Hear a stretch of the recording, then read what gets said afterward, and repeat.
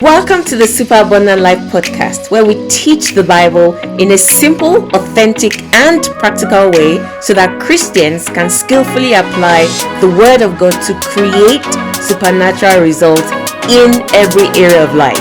This is your host, Olawumi Brigwe.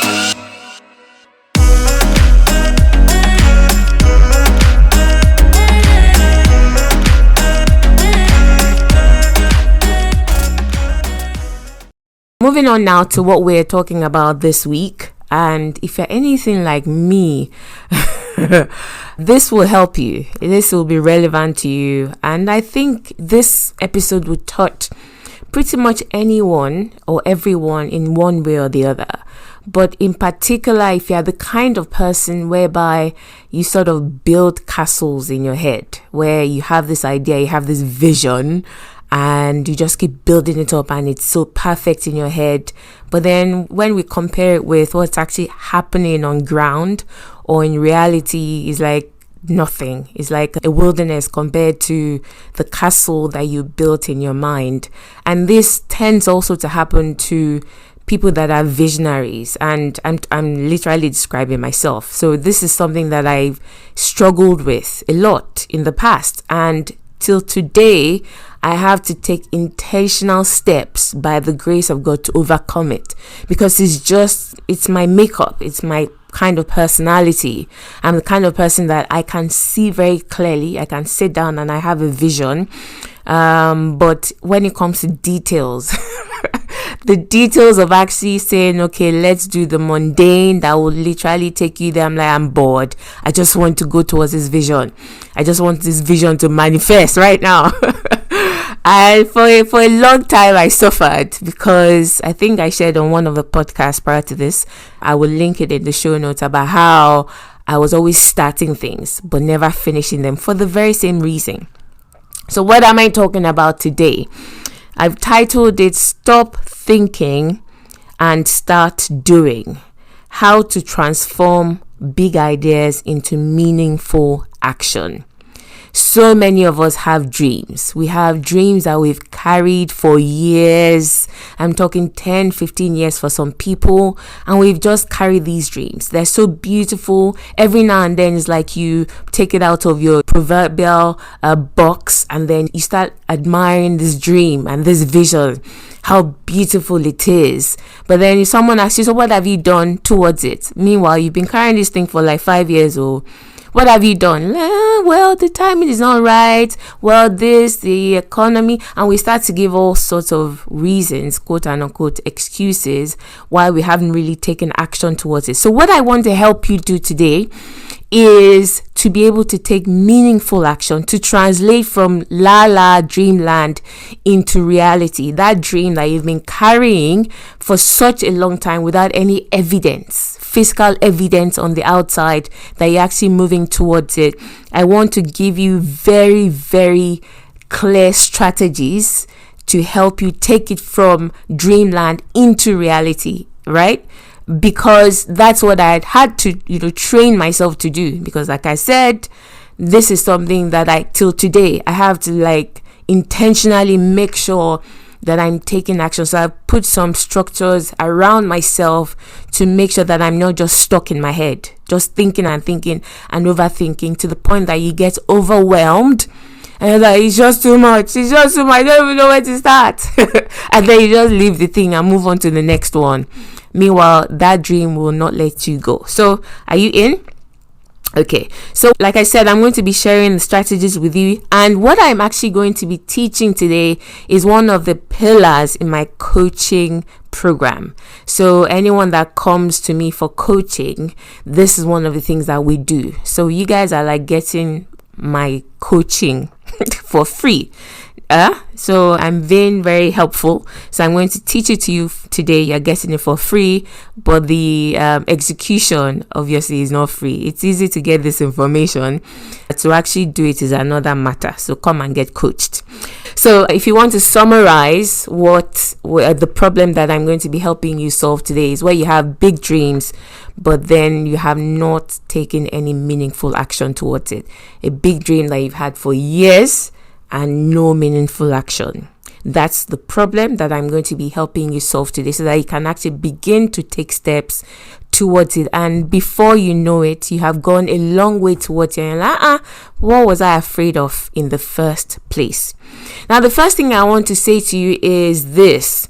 How do you eat an elephant? There's a saying or an adage that says, how do you eat an elephant? And the answer is one bite at a time.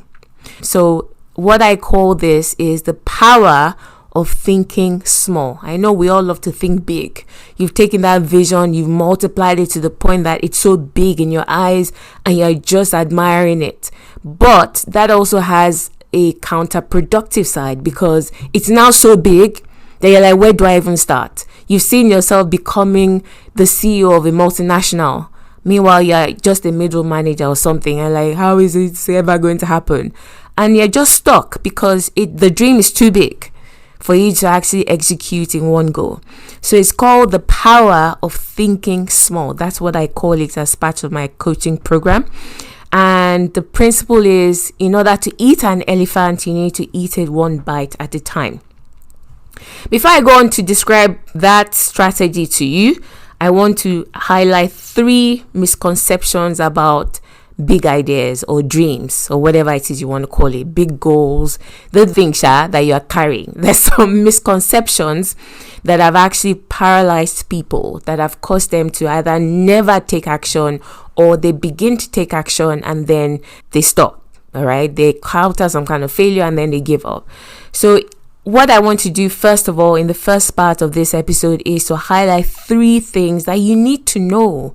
Because if you know these 3 things and you settle it within yourself, it becomes easier to take action or to keep taking action, right? And the first one is this. All right, people have this misconception about a big idea, a God-given dream, or whatever it is, that it will happen from the beginning exactly as you pictured it, right? That, listen, I have this dream of becoming an entrepreneur that has 500 employees, or I have this dream that I have this charity that is feeding, I don't know, a million children somewhere. So you are very clear about where you want to go. But then the reason why people don't actually step out or do anything is because they're waiting for the condition to fit what they see. And I know I'm talking to you. I don't come and say things that are not relevant. All right. I'm sure you're nodding and saying it's true. That's because I'm talking about myself. I'm talking about people that I've interacted with over the years. The thing is, you look at this big dream and you're waiting for it to happen from the beginning exactly as you see it. But nothing in this life starts full grown. There is nothing like overnight success. I heard someone say, I'm going to completely butcher this quote, but something like, someone called me, I think it was a celebrity or something, called me an overnight success. Yeah, that night took 20 years or something like that. I don't remember exactly what the number was, but it was basically saying, just because I showed up on your radar last year does not mean that's how I started. It has taken me 20 years or 5 years or 4 years or 3 years or whatever it is to get to this point. So nothing ever starts full grown. Even when Jesus came, as in God, came to this earth, he was born as a baby. He didn't float down from heaven full grown. He didn't come there as a man. He came there as a tiny little baby. All right. I was teaching a teenage class in my church, and I was trying to paint a picture about Jesus to them, that there was a scripture in the Bible, and I digress, that talks about how Jesus is touched by the feelings of our infirmity because he went through everything that we're going through, so he understands. And I was saying to them that, do you know that Jesus was born and he was throwing up breast milk over his mom or whatever? He said, no, Jesus didn't do that. I'm like, yes, he did. Yes, he did. He was born a baby like any other baby. He grew in wisdom. He grew in favor with God and with man. So nothing, the way God created the earth to function is that everything starts as a seed. Nothing ever starts as a fruit or a full-grown plant or tree. So that's the very first misconception. And why did God do it that way? All right. Why did he do it such that he gives you a dream and boom, the next day it is exactly as he shows you, right? It's because if you are not ready, that thing could actually destroy you. Somewhere in Proverbs, the Bible says that wealth that is gained quickly will destroy. And I want to read something. So my Bible reference in today's episode is going to be like the story of the children of Israel as God led them from Egypt into the promised land, or towards the promised land. And I love using those people as an example because I see a lot of myself and a lot of ourselves in them, all right, in the way they related with God, in their doubt and all that. So that's where I'm just going to pick a couple of references from to highlight what I'm going to be talking about today. So let me read Exodus 23 from 27. It says, God said, this is God speaking to Moses and the children of Israel, said, I will send my terror ahead of you and create panic among all the people whose lands you will invade. I will make all your enemies turn and run. Now, this is God speaking. He said, but I will not drive them out in a single year, because the land would become desolate and the wild animals would multiply and threaten you. I will drive them out a little at a time until your population has increased enough to take possession of the land. What was God saying there? If I go and drive the whole of Canaan, we're talking about several kingdoms out at the same time. God was saying, you people are too little. You're too little in number. So it's going to be like a one community, maybe inhabiting a community that's meant for, sort of estimate that, maybe 100 kingdoms. And then there's so much space. The wild animals will just begin to multiply because there's nobody there. They don't yet have the capacity to occupy the whole dream. Even though God had promised them Canaan and he was taking them into Canaan, but he said it's going to be little by little. So that is why you shouldn't even be anxious or impatient to have something happen too quickly, because it literally will destroy. We have to grow in capacity. We have to grow in character to be able to handle the pressure that comes with success. Success comes with pressure, right? Probably even more than failure. So that's the first thing. The dream that you have will not happen from the beginning exactly as you've pictured it. And that is one reason why people don't take action. They don't move because they're waiting for it to be exactly as they have pictured it. The second misconception is people think that because it's a good idea, because it's a God-given dream, right? Because this is something that is going to help so many people, millions of people, or whatever it is the dream might impact. You're saying you think that you will automatically get support, right? You will get support, you will get the resources that you need. Everything will just be automatic. Everybody you tell will be excited. I'm like, what can I do to help, right? Your family, your friends, everyone that cares about it on social media will jump to donate and all those kind of things. You think that's what's going to happen, that people will automatically buy into the vision. No. From my own experience, from reading also, I love biographies, all right, autobiographies. So I love learning about the people that have gone ahead, and you will find out that, in fact, all of them, when they started with their dream, nobody believed them. They did not get the support that they needed, right? Maybe one person believed in them. Definitely not the majority.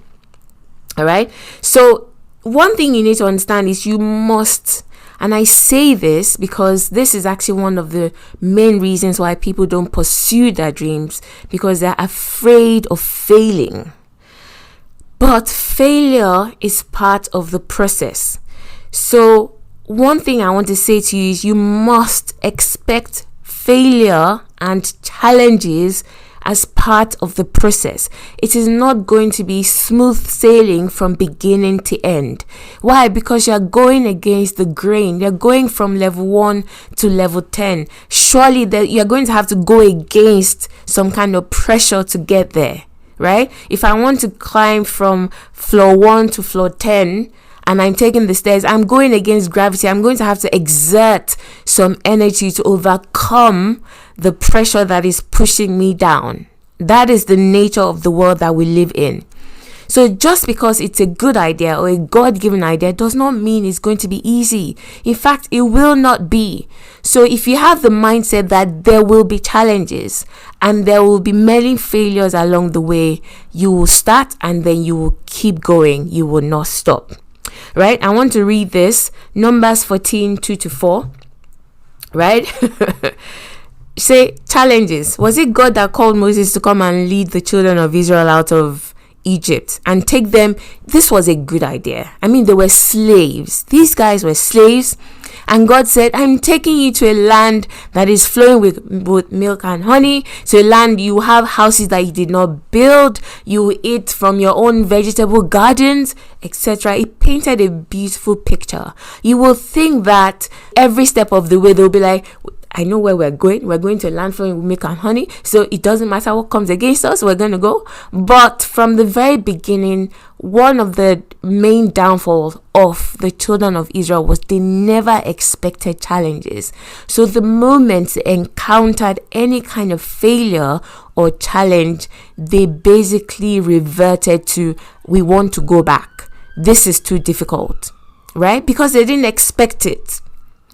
It says their voices rose in a great chorus of protest against Moses and Aaron. If only we had died in Egypt, or even here in the wilderness, they complained. Why is the Lord taking us to this country only to have us die in battle? Our wives and our little ones will be carried off as plunder. Wouldn't it be better for us to return to Egypt?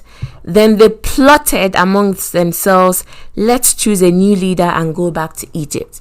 Why did that thought even enter their minds? Because they encountered challenges and failures and they were shocked by it. They literally thought that the way they came out of Egypt was the way they were going to go in. That everything would just be hunky-dory.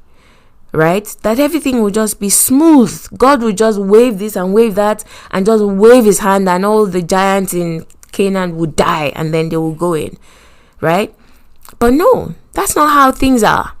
So as a result of the fact that they had the mentality that it was just going to be smooth sailing and easy, they never entered in. So their mind was always, I'm not going forward, I'm not moving. And as a result of that, they didn't enter in.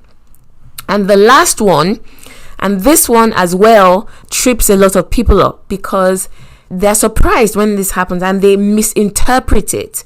And let me say this. The third one is people have this misconception about a good idea or a God-given dream or whatever, that they will always feel motivated. That's simply because God has asked you to go and do something. God has called you to start this charity. God has asked you to start this business. That because it is God, and because of the way he showed you and how excited you were at the start, that it will always be like that. That you will always be motivated. No, you will not always be motivated. In fact, I can say that you have more days when you're not motivated than days when you are motivated. Right? You have more days. Maybe about 60% of the time, you're like, But there's something, don't get me wrong, there's something inside you that is pushing you forward, that's saying, go for it. But the flesh just wants to sit down and maybe watch Netflix. Someone asked me and said, this was shortly after I started my business, that it must be nice, to work for yourself. You choose how you spend your own time and And I said, do you realize that actually since I started my business, I've had to be much more disciplined, so much more disciplined than when I had a job, than when I was in a professional career. Because people don't realize that when you're in a career, there are structures to put you in check. You can't just say you're not going to work.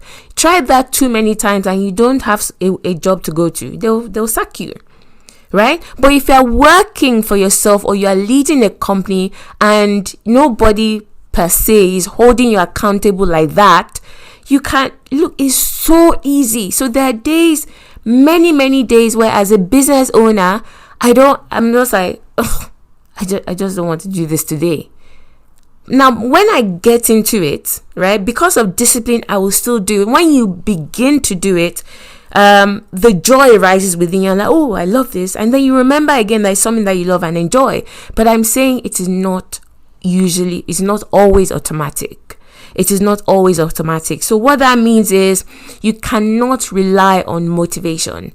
You have to be disciplined. So discipline is what will sustain you during those times when you don't feel motivated. You will not always feel motivated. So when you understand that, even though it's a good thing, it's a good idea, and it's burning in your heart, there will be a lot of times where you will not feel like doing anything about it. And the final scripture that I'm going to read before I then go on to teach you my strategies that I use is Exodus 4 from verse 10. Right, this is Moses and God having a conversation, and Moses pleaded with the Lord. So prior to this, God had called him at the burning bush and said, I'm sending you to go and liberate. This is a dream that Moses had carried for at least 40 years, right? Because 40 years prior to that was when he killed an Egyptian in trying to help an Israelite. And I'm sure the dream was in his heart, had been brewing even before that. So we can guesstimate and say 45 years. So something that had been in him for 45 years, when God is now saying, now go and do it, he said, Lord, I'm not very good with words. I never have been, and I'm not now. Even though you have spoken to me, even though I know you are calling me to this thing, I'm not good at it. He said, I get tongue-tied and my words get tangled. Then the Lord said to Moses, who makes a person's mouth? Who decides whether people speak or do not speak, hear or do not hear, see or do not see? Is it not I, the Lord? Now go, I will be with you as you speak, and I will instruct you in what to say. But Moses again pleaded, Lord, please send anyone else. Anyone but me, Lord. I don't feel like doing this thing.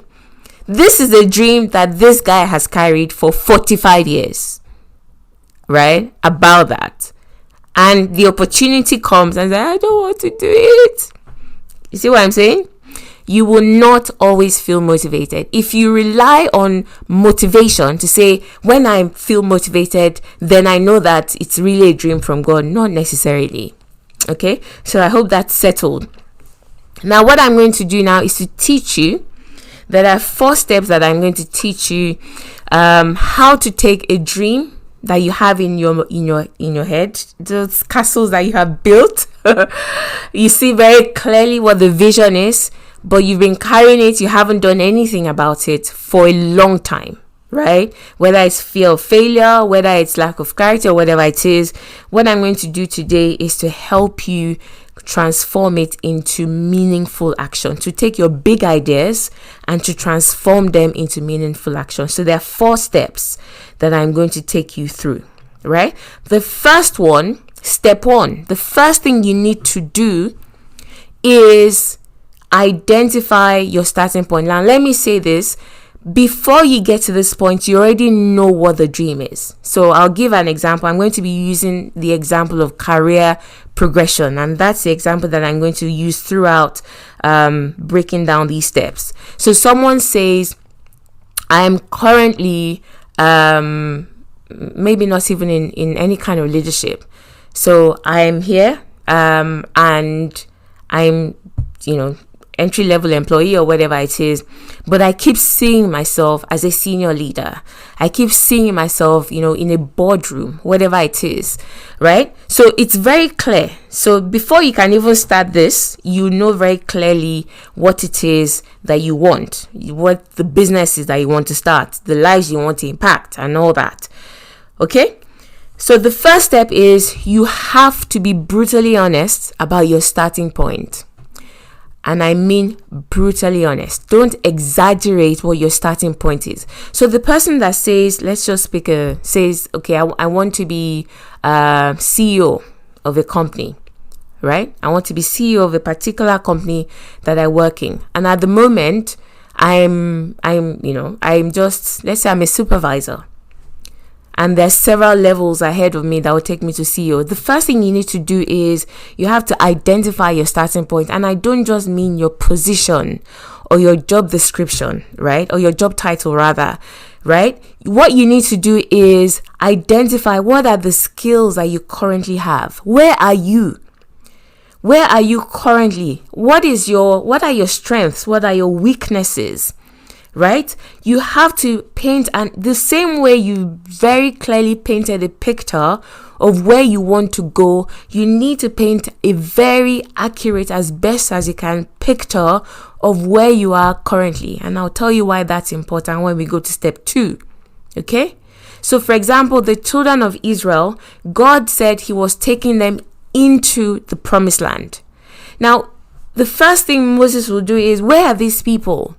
Are they already at the point where they are, bubbling with excitement? They are people of faith. They're saying, let's go. And all they needed was somebody to show up, and they will follow that person to the ends of the earth. They will never doubt it, and they'll just keep going. If Moses had gone in with that kind of expectation, how many of you agree with me that he would not have lasted a week? Because in fact, the very moment he got to them and he announced, they were very happy. Then he went to Pharaoh. Pharaoh said, you people want to go, Abby? Well, I'm going to make it doubly hard for you. And the next thing, their immediate reaction was, hey, God has brought us, this to kill us. Why did you send this? Moses. So if Moses had not accurately painted a picture of where they were at that point in time, the shock could have killed him. Like, I thought you people were ready. I thought you had been crying to God for 400 years. So you have to paint a very, very, very clear picture of your starting point. Don't say that, in order for me to be CEO, I just need a year. Okay, I just need a year. I just need to go and take this course, and that is it. No, you have to say, right, where am I? What are the limitations that are in my way? So the first thing is identify your starting point. The second step 2, is identify the gap. So remember, you're very clear about what you want. Now you have been brutally honest in identifying where you are beginning from. That now helps you. It gives you a good picture of the gap that you're going to have to close.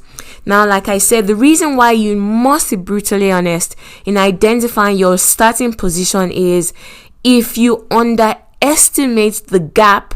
If you say that, it's only going to take X, Y, and Z for me to get to my final destination. Listen, when you begin the journey and you do X, you do Y, you do Z, and you are still nowhere near, guess what will happen? You will give up.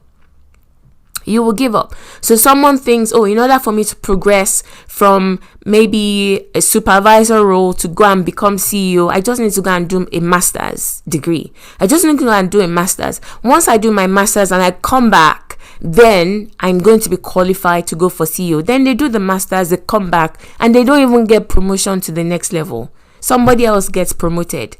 They're going to be crushed because they did not properly identify the gap, right? They underestimated the gap that would be required to take them there. So the gap they would need to close in order to take them there. So identify the gap. Now, practically, how do you do this in terms of career progression? Practically, this is how, when I was in a profession, in my career, this is what I did, and this is what I also teach people to do. If you want to gain promotion in your career, don't just say, I want to gain promotion, and then you keep doing your work excellently. Remember, you're doing your work excellently at the level that you currently are. That is not license for you to be promoted. All you are showing is you are good at doing the job that you're doing at that level. Nobody looks at you and says, that means you can, progress. That means we should promote you. I suffered for a little bit. Because I had that mentality that all I had to do was just to be excellent at my work, not realizing that to go from level 1 to level 5, right, I need to know what's happening at level 5. I need to know what gap I need to close. So how do you do this practically for a career? what I do is, so let's say I want to be the CEO of this kind of company. What I do is I go and search. So I go on job sites and I look for a similar company. All right. So I type in the role that I'm interested in. So CEO of this kind of company. And then I download the job description. All right. This person specification. Then I look at my current role and then list my own person specification that is required for the job I'm currently doing and the job description. Then I begin to compare.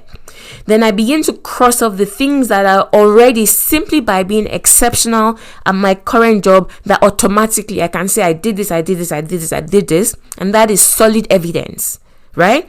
And then everything else would be the gap that I need to close. I hope that makes sense.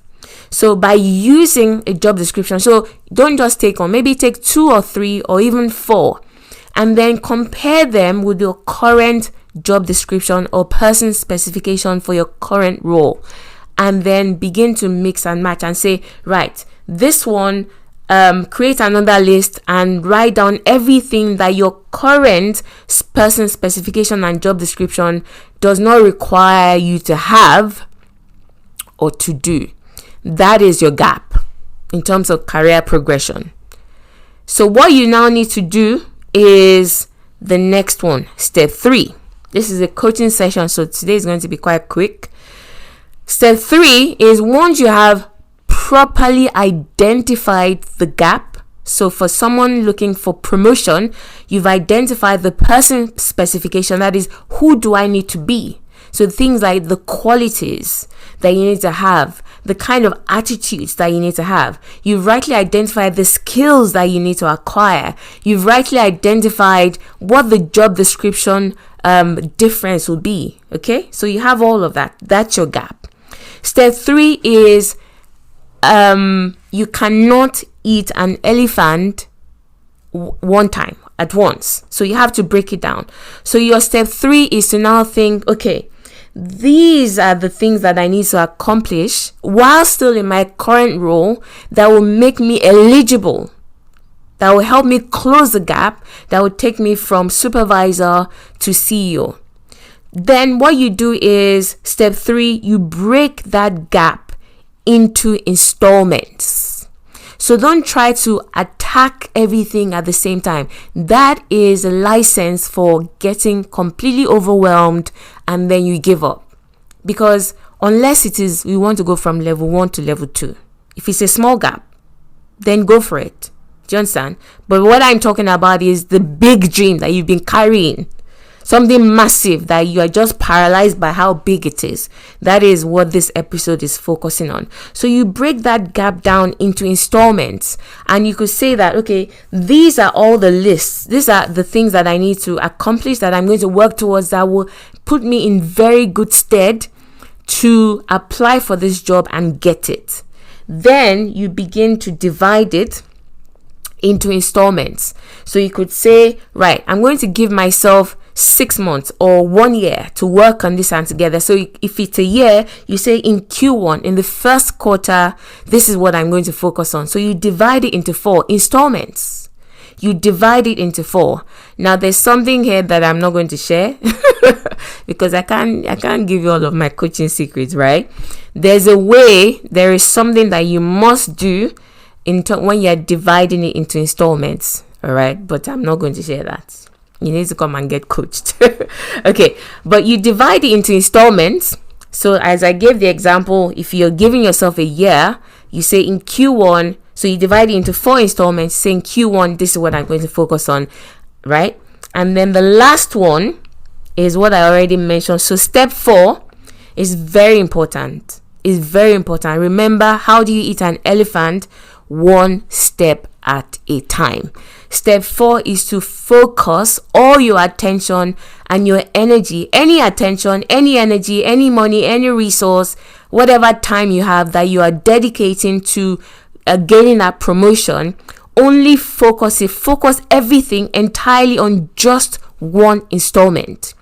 So whatever you have decided you are going to do in Q1, ignore everything else and just focus on that one. Now, by doing it that way, you may have just, ended up with maybe 1 or 2 points that you're going to work on in the first quarter of that year that you've given yourself. You've gone from, oh, it's so massive, how am I ever going to get there, to only 1 or 2 action points. 1 or 2 things that you're going to focus on and work on for a period of time. Now that makes it so easy to start, because you're not looking at the whole elephant anymore. You're just looking at the one tiny bite, one tiny piece, right, that is in front of you. And that makes it so much easier to begin.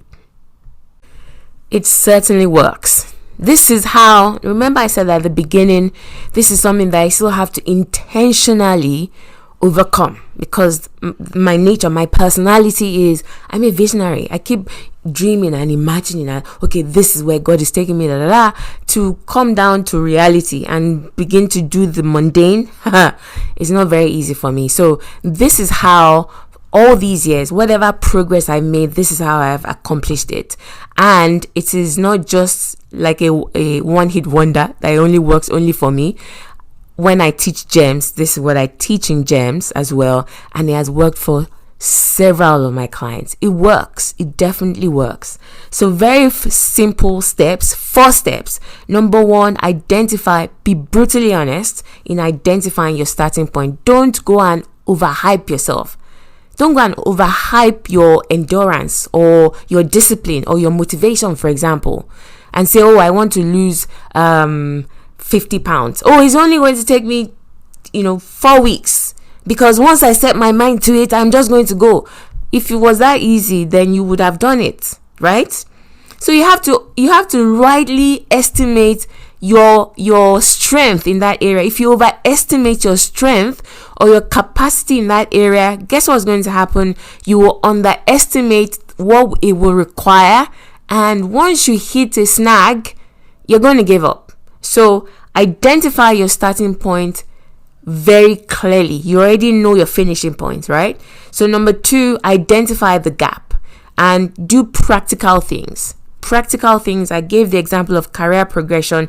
Take job adverts, person specifications, job description, and then identify what you don't yet have. That's your gap, right? Number 3 is take that gap and break it down into installments. As many installments as you need to in order to make the first installment like a little bite that you can handle, like a small bite. All right. If you divide it into installments and the elephant is still like, if you still are expected to eat a third of an elephant in one go, it's going to choke you. So as many small bites as you need to, right, divide it into or break it down into is what you need, because you have to start small and then you will gain momentum. As you gain momentum, then you can take on bigger things. And then the final one is forget everything else. It's as if it's a dark room and you have a little torchlight and you shine that torchlight on that first installment in front of you. Forget everything else and only focus on that one. Because if you start, working on that one and then something else comes and say, before you know it, you're being pulled in different directions. And division is the quickest way for you to lose focus. All right. If you start focusing on too many things at the same time, you will not go far. You will basically give up. All right. So those are my 4 strategies. All right. It's one strategy actually, but the 4 steps that will help you take that big dream or the big ideas that you've been carrying for so long without any meaningful action, that will help you transform them into steps that will begin to take you towards that big idea. I hope that's helped you. I've recorded a shorter one today, so I hope you will thank me for making it shorter today. But anyway, let me know, write me and let me know if this has helped you. I'd love to hear testimonies, because I'm very intentional about sharing practical tips. I don't just talk the knowledge. I also want people to be able to apply it. So if you apply any of these things that I teach on the podcast and you're getting results, I would love to hear about them. you.